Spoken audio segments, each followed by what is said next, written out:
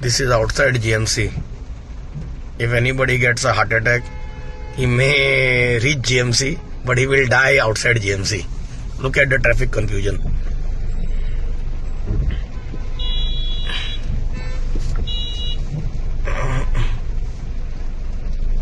Any patient who might reach here near GMC but will definitely die on this flyover.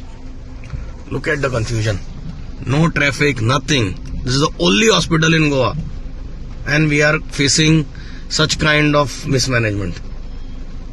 I'm 100% sure anybody who gets even mild heart attack will get paralyzed or die on this junction. Impossible to reach inside GMC without this constraint. This is most pathetic. Traffic confusion island created by government. I don't know what this is solving.